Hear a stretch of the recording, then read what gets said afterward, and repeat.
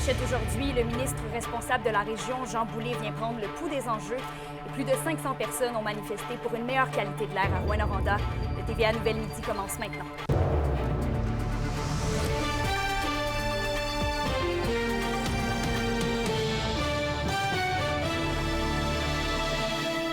Bon mardi, Kémilia La Liberté avec vous. Bienvenue au TVA Nouvelles. On commence le bulletin en politique puisque le ministre responsable de la région, Jean Boulet, est de passage aujourd'hui et demain. Cet avant-midi, il est allé à la rencontre d'intervenants de la MRC de Témiscamingue à Ville-Marie pour soutenir le projet Innovation. Une enveloppe d'environ 1,2 million qui servira à mettre de l'avant la vitalité du territoire dans le but, entre autres, d'attirer de nouvelles populations. Il en a fait l'annonce au nom de la ministre des Affaires municipales. Jean Boulet, oui, a fait l'allocution en compagnie du député Daniel Bernard et de la préfète Claire Bolduc. La question du jour TVA, une présentation de Mobilier Bélan qui vous offre depuis plus de 50 ans un service de qualité et un grand choix de matelas, mobilier, électro au prix compétitif que vous recherchez. À la question du jour, on vous demande: êtes-vous satisfait de la gestion des dossiers du gouvernement caquiste dans la région? Pour voter et commenter, rendez-vous au tvaabitibi.ca. Ton air et ton ciel sont une zone sacrifiée. La fonderie rejette au moins 25 contaminants dans l'air de Rouyn-Noranda. Et vous venez d'entendre un extrait d'une performance dans le cadre d'une grande manifestation qui s'est déroulée dimanche à Rouyn-Noranda. Plus de 500 personnes se sont rassemblées pour revendiquer un droit à une qualité de l'air sans risque pour la santé. La marche organisée par Maire au Front s'est conclue avec une performance où artistes et militants se sont allongés sur les rails devant la fonderie Horn. En plus des citoyens et des groupes militants, des personnalités connues comme Ève Landry, Véronique Côté, Anaïs Barbeau-Lavalette et Laure Varidel étaient présentes. Elles sont venues de plusieurs villes au Québec en solidarité avec la communauté de Rouyn-Noranda. Mais de son côté, Rouyn-Noranda indique quel est l'endroit où la qualité de l'air est la plus surveillée au Québec. Eh bien, c'est du moins ce qu'a partagé la Ville dans un communiqué émis la veille de la grande manifestation sur la qualité de l'air organisée par Maire au Front. Elle indique qu'en tout, il y a 18 stations de mesure sur le territoire. Certaines appartiennent au ministère de l'Environnement et d'autres à la fonderie Horn. Malgré les inquiétudes des citoyens, la mairesse Diane Dallaire assure suivre le dossier de près. Et d'ailleurs, la Ville de Rouyn-Noranda a rencontré jeudi dernier le ministère de l'Environnement pour discuter des différentes mesures de la qualité de l'air. Autre sujet maintenant, une action de visibilité a présentement lieu devant le siège social de la Caisse des Jardins à Rouyn-Noranda. Les travailleurs affiliés à la CSN dénoncent ce qu'ils qualifient d'entêtement de la direction à la négociation. Selon le syndicat, les négociations avec l'employeur en vue du renouvellement de la convention collective stagnent. Et parmi les principales demandes, on y retrouve entre autres des bonifications salariales. La convention collective est échue depuis bientôt un an, soit le 31 octobre 2023. Aujourd'hui, la journée de négociation qui était prévue a été annulée. On est au 3e porte-parole patronal. À chaque fois, c'est un recommencement. Donc là, aujourd'hui, les employés font une action de visibilité pour montrer qu'ils sont tannés, qu'ils veulent être respectés, puis qu'ils veulent qu'il y ait une vraie négociation qui se passe à la Caisse populaire de Rouyn-Noranda après un an où il y a... à toute fin pratique, pas d'avancée. Il faut aussi comprendre que d'emblée, l'employeur avait déposé des demandes de recul sur à peu près toutes les clauses de la convention collective, que ce soit les salaires, que ce soit l'organisation du travail, que ce soit la gestion des banques de temps. Il y a beaucoup de demandes de recul. On sent que Desjardins agit comme un employeur antisyndical. C'est le temps d'honorer les bénévoles de notre région. Jusqu'au 5 décembre prochain, la population est invitée à faire valoir des citoyens qui se démarquent par leur engagement au sein de leur collectivité en proposant leur candidature pour les prix Hommage Bénévolat Québec. 3 catégories sont proposées. D'abord, la catégorie bénévole.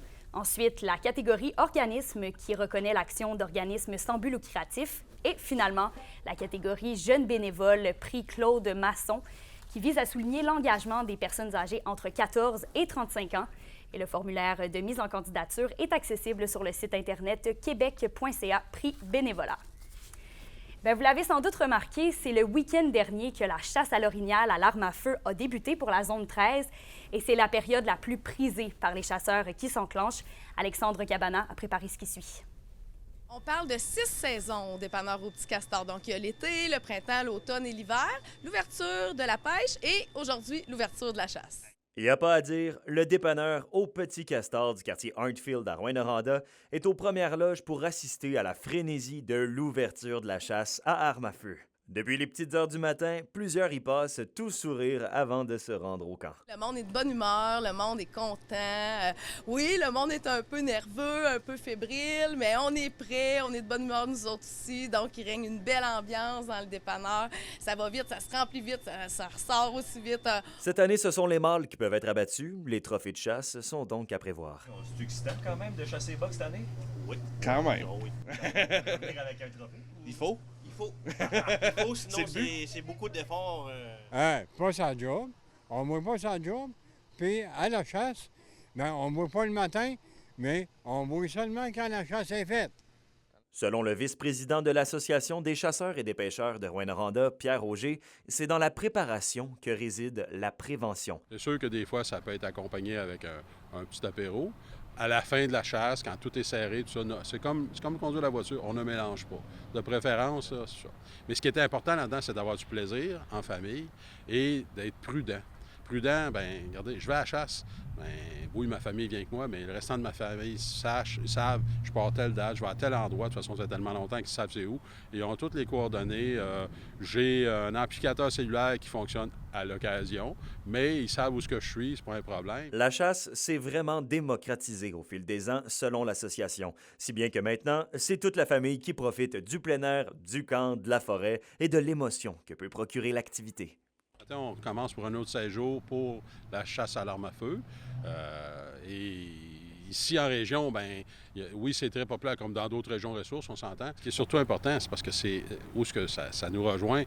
Moi, maintenant, je chasse avec ma femme et ma fille. J'ai mon partenaire qui est dans l'autre camp de chaque côté, qu'on est partenaires ensemble. Lui aussi, il est avec sa famille. C'est un événement familial. On va là, on décroche, on est dans la forêt. On voit des choses. On peut voir passer un loup, un lynx. C'est surprenant ce qu'on peut voir. Alexandre Cabana, RNC Nouvelles, à Rouyn-Noranda.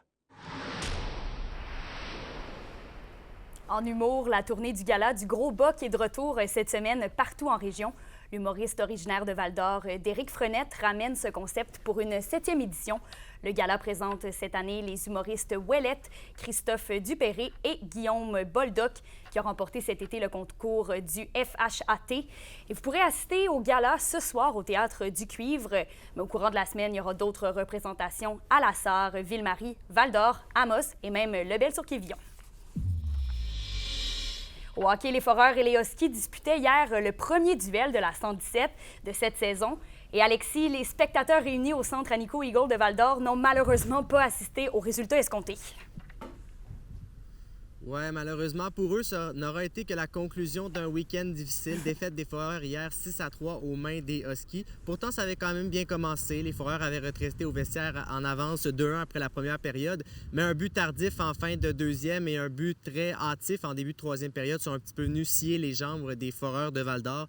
Antonin Véro s'est amusé hier, 4 points, 2 buts, 2 passes. C'est lui qui est venu sceller l'issue du match d'ailleurs dans un filet désert. Et l'avantage numérique de la Meute hier qui aura également marqué 2 buts. Donc tout a bien fonctionné là, pour eux. Donc, incluant la saison dernière, c'est une 8e victoire pour les Huskies contre les Foreurs. Les Foreurs n'ont pas gagné contre Rouyn-Noranda depuis le 9 octobre dernier quand même. Oui, Alexis, en plus là, du match d'hier, les deux équipes ont également disputé 2 autres matchs plus tôt dans le week-end. Mais encore une fois, les résultats n'ont pas été ceux espérés.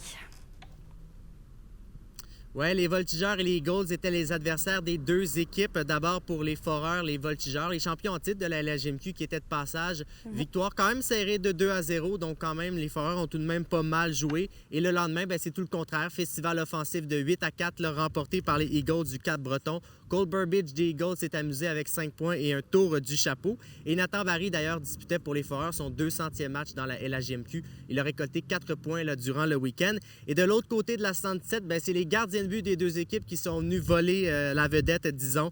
Le gardien de but, Jacob Milota des Eagles du Cap-Breton, 41 arrêts sur 43 tirs dans une victoire des Eagles 3-2 en tir de barrage. Et puis le lendemain, Riley Mercer des Voltigeurs de Drummondville a fait un Riley Mercer de lui-même comme il l'avait si bien fait l'an dernier. Jeu blanc de 35 5 arrêts. Victoire de 1-0 des Voltigeurs de Drummondville. Donc, un seul point là, lors de ces 2 matchs pour les Huskies. Alors d'ailleurs, les 2 équipes vont reprendre l'action la semaine prochaine. Ils vont disputer bien sûr des séances d'entraînement cette semaine. Pour les Huskies, ce sera un arrêt à Shawinigan et à Gatineau. Et dans le cas des Foreurs, ce sera 3 matchs en 3 jours. Un contre les Remparts de Québec au centre Vidéotron et 2 autres contre l'Océanique du côté de Rimouski. Bien, super, merci beaucoup Alexis. Pour une nouvelle importante à nous communiquer, contactez-nous. Nouvelle au pluriel @rncmedia.ca, par téléphone 1-866 463 4636 et notre site web tvabitibi.ca.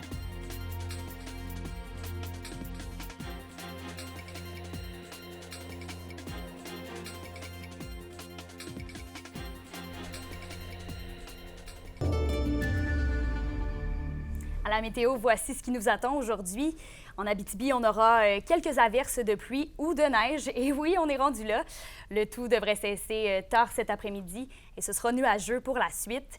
Et maximum de plus 5 degrés. Au Témiscamingue, maintenant, ce sera aussi majoritairement des nuages avec 60 % de probabilité d'averse, maximum plus 5.